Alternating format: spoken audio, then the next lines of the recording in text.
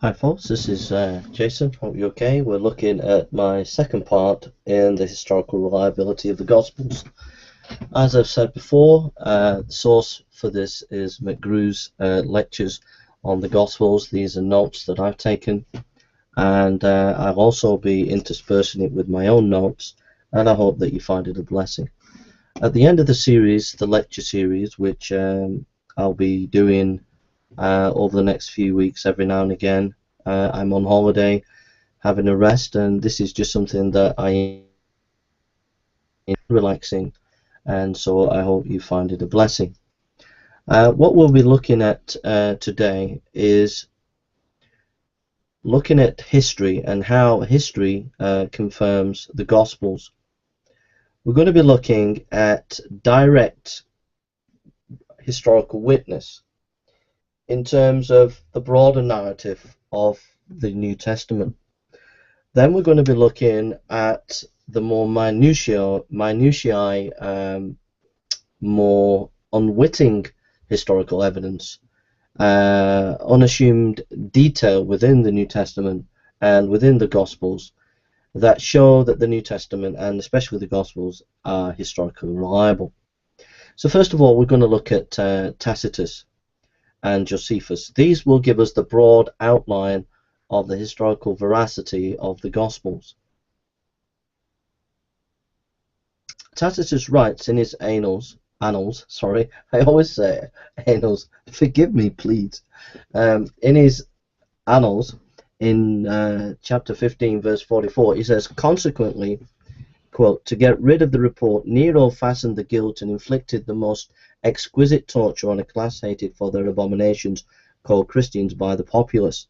Christus, for whom the name had its origin, suffered the extreme penalty during the reign of Tiberius at the hands of one of our pure creators, Pontius Pilatus, and a most mischievous superstition, thus checked for the moment, again broke out not only in Judea, the first source of evil, but even in Rome. An arrest was first made of all pleaded guilty, then upon their information a vast multitude was convicted, not so much of the crime of firing the city as of hatred against mankind. Now we learn a number of facts from what Tacitus as the Gospels and the New Testament. First of all, that there's a group of people called Christians, people who identified with Christ. Secondly, there is a person called Christus. Thirdly, this person was executed under Pontius Pilate in the time of Tiberius.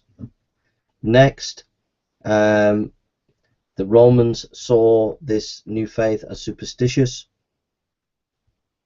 That also there was anger and hatred towards these people, the Christians. That this group of people came from Judea and spread to Rome. And by AD 64, there was quite a number of these people in Rome. Information that we get from this passage of Tacitus, which bears witness to the four Gospels and to the New Testament.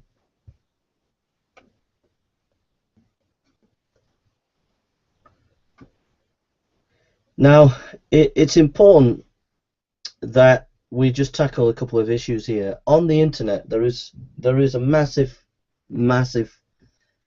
movement out there on the internet by internet skeptics that will attack Tacitus left, right, and center, and they will tell you that it's a forgery, that it's not authentic, and this is just absolute humongous lie. And if you went to investigate it yourself, you would be shocked at how these skeptics really are being dishonest about this. The other issue is the word Christos. The Latin Christos, the Latin misspelling of Christos. Skeptics will say, well, this is a big shows that Tacitus is not authentic.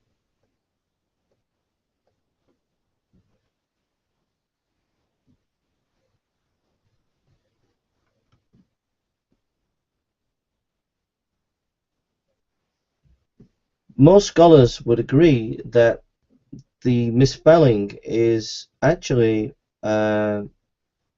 shows authenticity of the actual original word. And so, for example, if you read the article Krestos for Christos by Helga Bortemann, Stuttgart, France, 2295, you get a very scholarly resume of thinking on the scholarship here. Also, Text and Transmissions, a survey of Latin classics, Oxford Clarion Press, 1983, page 40611.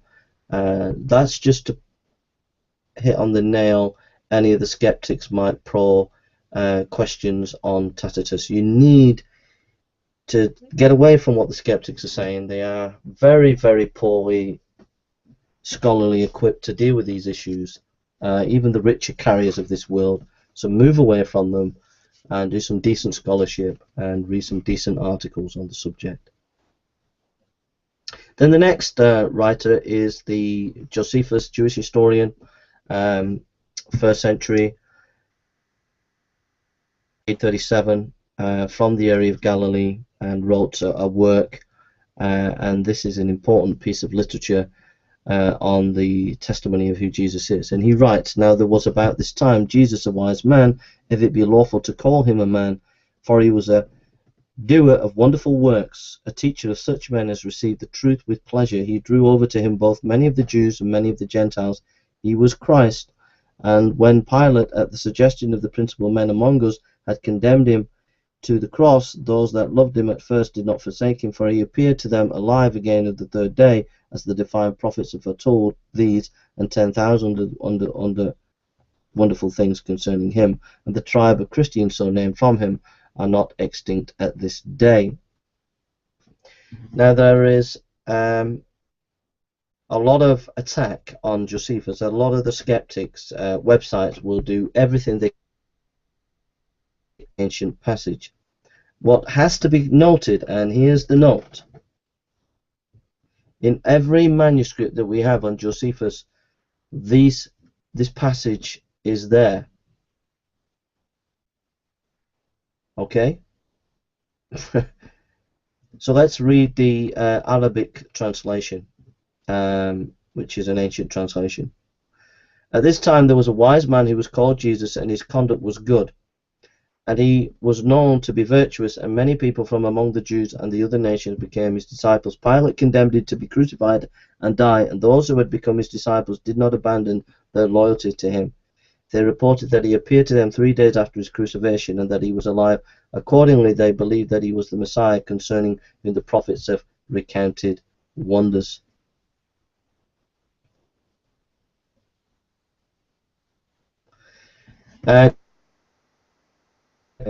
Jesus in Non-Christian Source, in the book Bruce Chilton and Craig A. Evans edition, Studying the Historical Jesus, Evaluating the State of Current Research, in Leiden and Brill, 1998, page 466 to 67. Dr. Craig Evans, who I've mentioned today in another video, says this: "The passage has aroused a great deal of interest among scholars," and then he says, "most today regard the passage as authentic but edited." Now, if you want to go into more scholarship, have a look at Vermeers, who has recently died, and he's the sort of expert in absolute massive expert in Dead Sea Scrolls. He's also done some written some information about what he thinks concerning Josephus in this passage. A summary of the scholarship in this area, and just to give you another nuanced view, who not an evangelical but a Jew who was a Catholic but turned Jew. So Craig Evans is an evangelical scholar, but a very eminent scholar who people respect on both sides of the spectrum, whether it be skeptical or orthodox. So I'm just giving you other sources that actually back up Evans, who are a different theological perspective. But we really have to call out Dan Barker in his book Godless, Berkeley, Ulysses Press, 208, page 255. Now, this atheist is typical of many of the atheists on the World Wide Web today, who are not only bad, actually atrocious, and pumping out 100% unadulterated lies. And they need to be called out on a scholarly basis. Dan Barker, this atheist, writes, the paragraph is absent from early copies of the works of Josephus. For example, it does not appear in Origen's 2nd century version of Josephus, in Origen's Contra Celsum, where Origen fiercely defended Christianity against the heretical views of Celsus. Origen quoted freely from Josephus to prove his point, but he never once used this paragraph, which would have been the ultimate ace up his sleeve.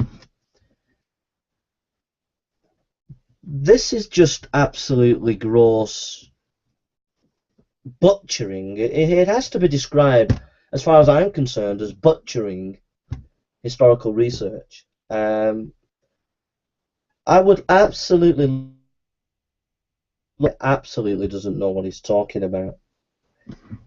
The manuscript evidence is overwhelmingly for the reading of the Testimonium as we have it. When he's going on about Origen and the quotations of Josephus, it's not the whole of Josephus. It's not the whole text of Josephus. So to say that we have the earliest manuscripts that don't have the Testimonium in them is just ridiculous. Absolutely, totally ridiculous. Now, this scholar goes on to make even more damaging comments, which damages himself and the atheist community, because the atheist community take up this kind of scholarship and pump it out on the World Wide Webs, not realizing that it's absolutely a joke, and it really is a joke. Here's some of the stupidity in his book, page 25556. Many are convinced that the entire paragraph is a forgery. Many scholars believe that Eusebius was the forger and interpolator of the passage on Jesus. That is just an outrageous lie. Page 256, Christianity did not get off the ground until the 2nd century. Page 256, that is another absolute lie. That's not true at all. We have references of Christianity spreading right across the Roman Empire from Pliny the Younger's letter, which just completely shows us that even around about 80 AD, there were people all over the place worshipping Jesus as God. So, I mean, this guy does not know his historical sources. And then we go on to page 258 by Dan Barker. Even Christian scholars, Antiquities 29 about the death of James, the brother of Jesus, to be adopted text. I do not think so. Most scholars recognize the James text that Josephus mentions is authentic. So basically, to put it in a nutshell, the atheist scholarship on Josephus is basically utterly atrocious, and they are truly pumping out lies, and you're being hoodwinked as atheists and skeptics by the crass scholarship of Dan Barker and many of these atheists. It really is atrocious. I have to say it again. It's absolutely atrocious that these atheist scholars like Dan Barker pump this stuff out, and nobody in their right mind who has any in historical Jesus studies, no one in their right mind would say the kind of things that Dan Barker has said in his book. And that atheists would read these books and take them on board is, to my mind, showing a lack of critical thinking. Now, what we've been looking at is the broad strokes of Christianity being verified in these historical sources concerning the New Testament and the Gospels.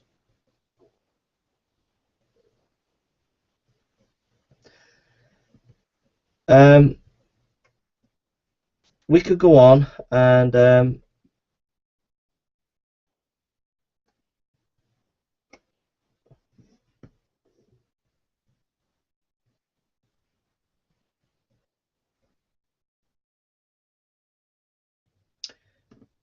other thing, that the more incidental information, if we look at the way the first century Palestine was conducted, both in its taxation methods, both in its judicial methods, both in its military makeup, if we look at that, if we look at the development, the political development of 6 BC right up to AD 44, and we look at the ruling elite, we look at the various substrata of leaders, the ethnarchs and the tetrarchs, we look at the various principalities within the Roman province, etc., etc. If we look at all these broad bits of information, we find that the Gospels have points of contact. We see that in the Gospels and Josephus there is a connection there with John the Baptist, as we see in Matthew and Mark. We see in the book of Acts various kings and leaders of the time are mentioned, which are correct.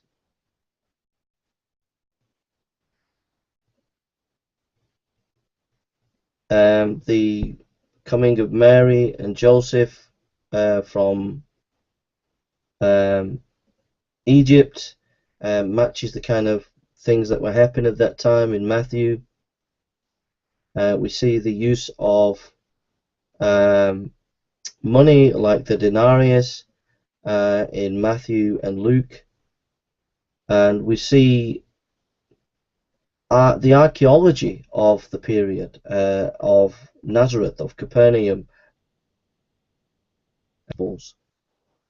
and so we could go on and on in the details. What we'll do is we'll just look at John the Baptist. We can't look at all the information. But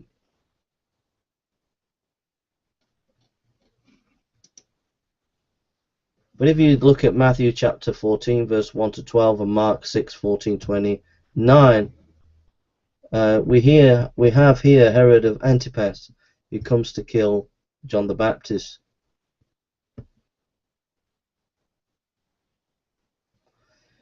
We see that in those passages there is a strong indication of why Herod killed John the Baptist.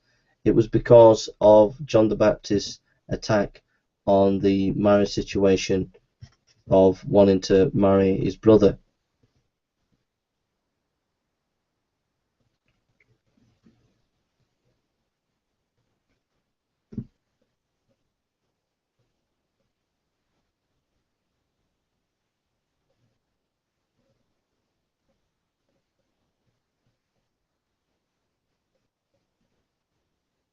We have incidental information, such as in Mark 6:27, Herod Antipas sent an officer to execute John the Baptist, and it's interesting that that was not a civil worker of the state.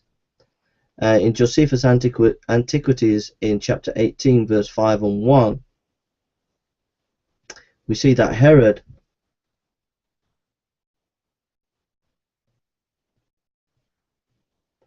was at war at that time with Aretas IV, king of the Nabateans, and explains why Herod would use military against John the Baptist.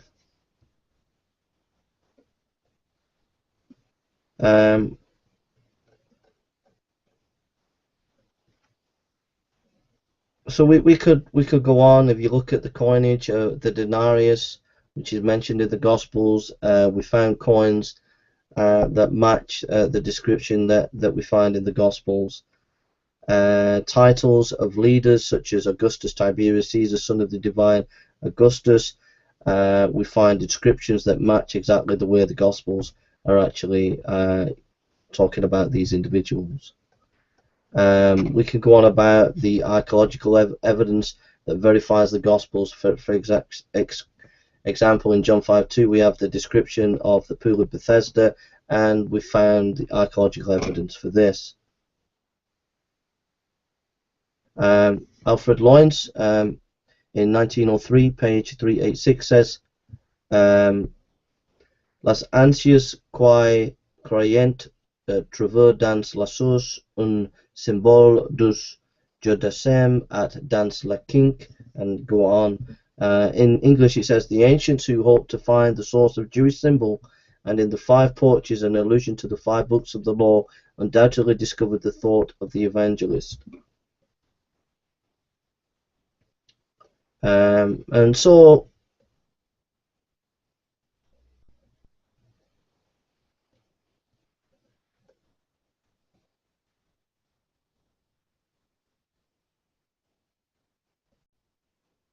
Robert M. Price on Synagogue and Pharisees in Capernaum, The Incredible Shrinking Son of Man, 2003, page 14. No friend to collision between the gospel tradition and archaeology concerns the existence of synagogues and Pharisees in the pre-70 AD. Galilee. Historical logic implies that there would not have been any, since Pharisees fled to Galilee only after the fall of Jerusalem. Sure enough, there is virtually no archaeological evidence for synagogue buildings in Galilee in Jesus' day, and this is a major blow to gospel historicity, since Jesus is depicted as constantly entering synagogues and meeting halls.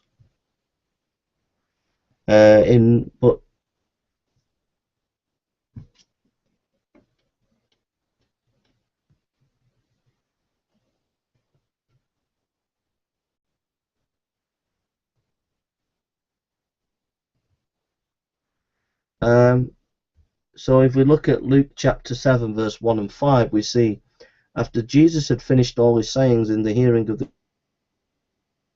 now a centurion had a servant who was sick, and at the point of death he was highly valued by him. When the centurion heard about Jesus, he sent to him elders of the Jews, asking him to come and heal his servant. And when they came to Jesus, they pleaded with him, earnestly saying, he is worthy to have you do this for him, for he loves our nation, and he is the one who built us our synagogue.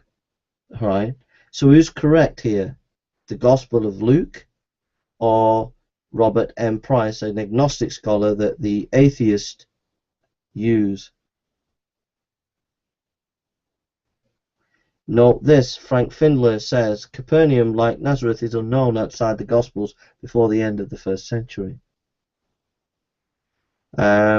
Excavation at Capernaum. The 1st century Capernaum synagogue in which Jesus preached has probably been found because more than one synagogue time. We cannot be sure that this new find was Jesus' synagogue, but this recently discovered 1st century building is certainly a likely candidate. The conclusion that this was a 1st century AD synagogue seems inescapable. James F. Strange, Herschel Shank Synagogue where Jesus preached, found at Capernaum, Biblical Archaeological Review, 1983.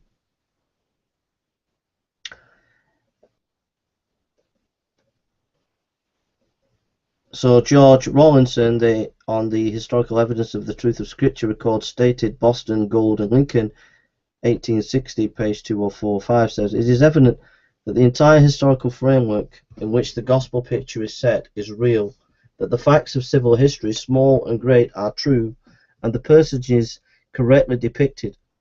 To suppose that there is this minute historical accuracy in and that the story itself is mythic is absurd. Unless we will declare the apostles and their companions to have sought to palm upon mankind a tale which they knew to be false, and to have aimed at obtaining credit for their fiction by elaborate attention to these minutiae, For such an avowal, even rationalism itself would shrink, but the only alternative is to accept the entire history as authentic, as what the Church has always believed to be true, to be the truth.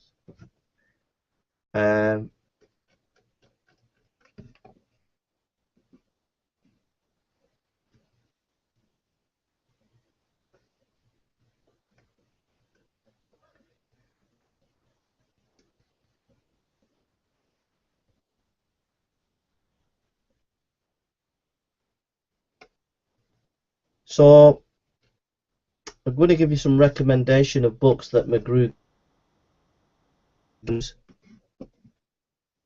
and he recommends J.F. Strange, Herschel Shank, Synagogues Where Jesus Preached, Found at Capernaum, Biblical Archaeological Review, 1983, requires creation of a free account. And he also encourages to read the online essay by C.S. Lewis, Modern Theology and Biblical Criticism, which is a brilliant expose.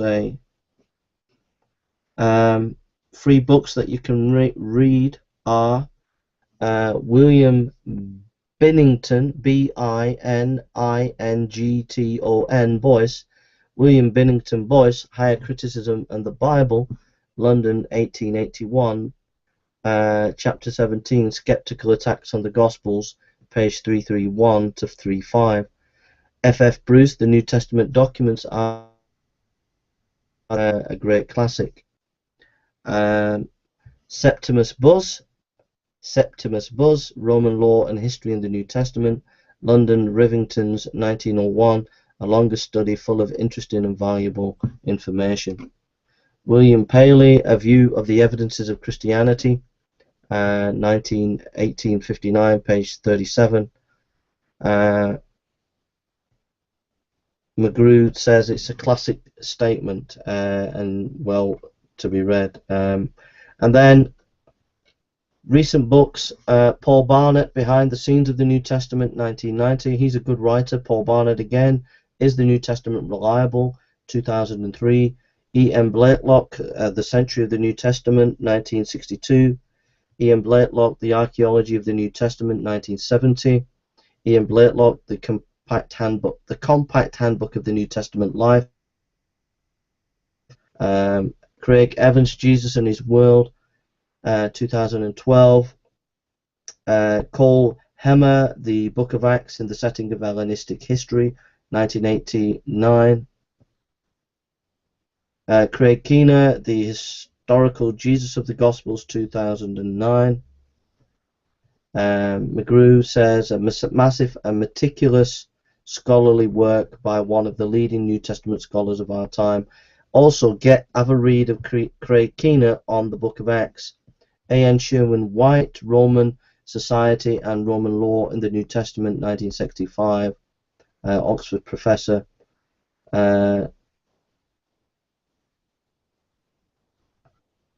So very important there.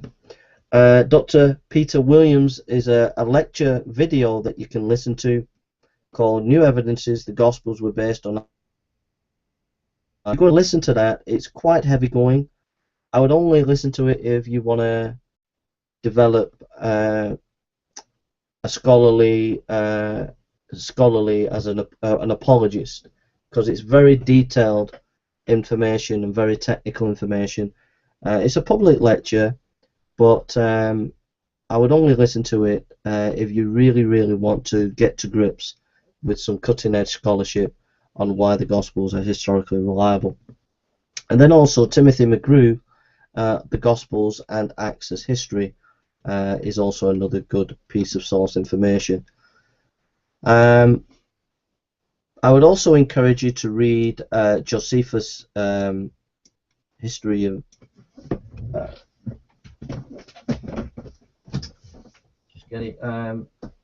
Jewish Antiquities, Flavius Josephus. You know, if you get a chance, have a read of that book.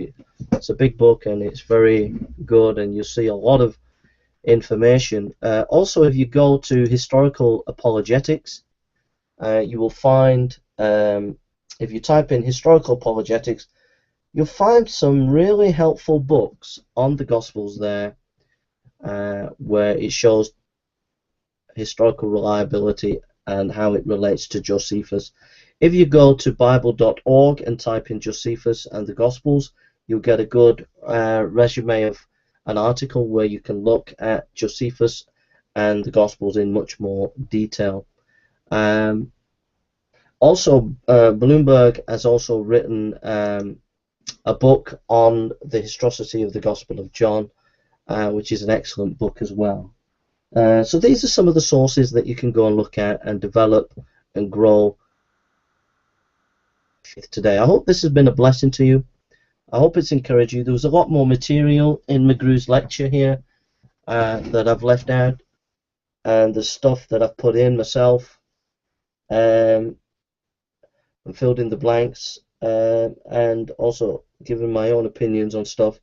So I just hope that this has been an encouragement to you, and God bless you, and see you around. I'm going to do another talk now, and so I'm just going to get a cup of tea, and then I'm going to be back in a mo, and I'm going to do another talk on the historical reliability of the gospel. So what we've done here today is we've looked at some external evidences for the historical reliability of the Gospels. What we've done is we've took two famous passages and we've looked at some of the historical information there.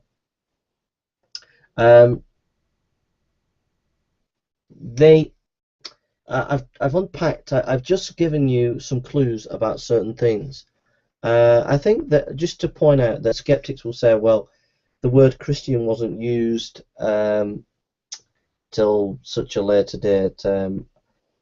Well, if you read the book of Acts, that's not true. There's a very clear, it's very, very clear that there is a movement that's moving away from Orthodox Judaism, and it was named and shamed by its opponents, by the Pharisees, etc.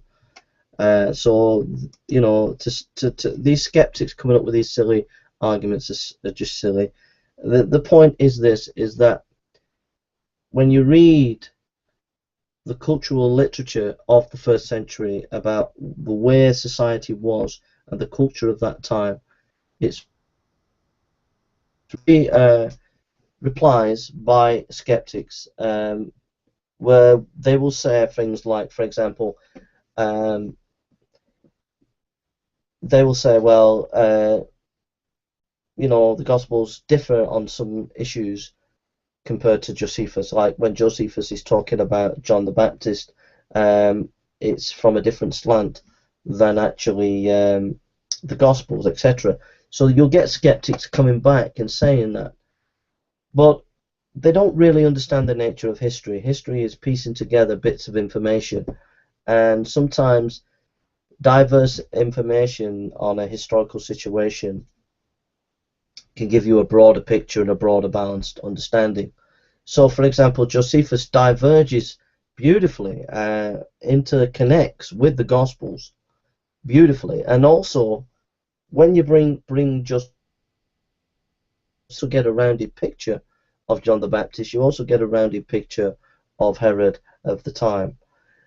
So that's a counter to these kind of atheist skeptics arguments to say that, for example, when you're using Josephus to verify the historical veracity of the New Testament and the Gospels, that actually you're not being honest, because there are differences between Josephus and the Gospels. And my repertoire against that is, if you do a detailed analysis of Josephus and compare it with the Gospels, you can get that detailed analysis on bible.org. Type in Josephus and the Gospels, bible.org, and you'll get a detailed analysis of Josephus and the Gospels. What you find in that detailed analysis is a remarkable linking together and verifying of each other of historical information about Herod and John the Baptist and the times.